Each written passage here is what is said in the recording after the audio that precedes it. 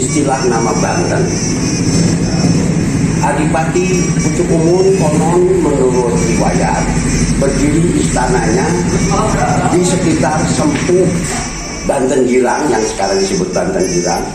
Itu pun berdasarkan saur sepuh yang sekarang ada situs Purbakala, Makbaroh, Dimas Jong dan Agus Ju.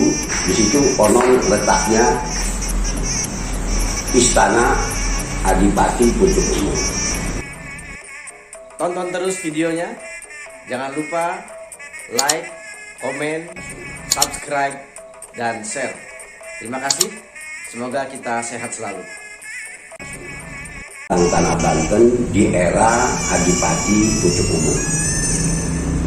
Adipati Pucuk Umun ini adalah seorang tokoh bagian dari wilayah politik, wilayah kerajaan, di mana saat itu era Prabu Siliwangi berkuasa untuk tanah Kulon. Saat itu dari mulut ke mulut dikatakan bahwa tanah Rawayan di bawah pimpinan Adipati Pucuk Umun. Hanya sayangnya Adipati Pucuk Umun ini secara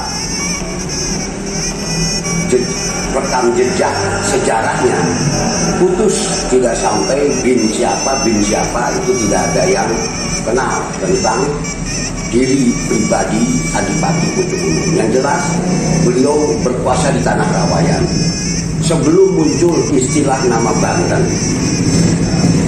Adipati Pucuk Umun konon menurut riwayat berdiri istananya di sekitar Sempuh Banten Girang yang sekarang disebut Banten Girang.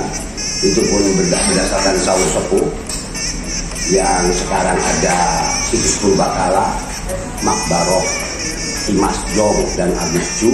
Di situ konon letaknya istana Adipati Pucuk Umun.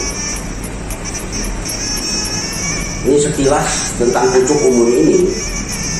Beliau memang di mata Sang Prabu Siliwangi satu-satunya adipati yang sakti manjati. Di samping tanah Rawayan waktu itu termasuk tanah terlarang, di situ bersarang seorang yang sakti mandraguna yang memang tak terkalahkan oleh beberapa adipati yang lain di tanah Pasundan. Dan dari sisi kemiliteran juga memang luar biasa Pucuk Umun ini. Tidak sembarang punggawa, tingkatan punggawa atau bulubalang sampai ke prajurit, itu semuanya orang-orang yang sakti yang beliau rekrut, beliau himpun dalam kekuatan keadipatiannya sampai ke tanah Karanghantu. Di Karanghantu pun sampai beliau membangun sebuah markas armada laut, dan di sana bersarang membangun sebuah markas armada laut, dan di sana bersarang beberapa punggawa dan bulubalang serta prajurit yang sakti-sakti. Ini kelebihan Adipati Pucuk Umun. Kemudian Pucuk Umun sendiri punya saudara yang bernama Nyi Kaunganten. Nyi Kaunganten ini luar biasa. Beliau seorang wanita yang tercantik saat itu di tanah Rawayan.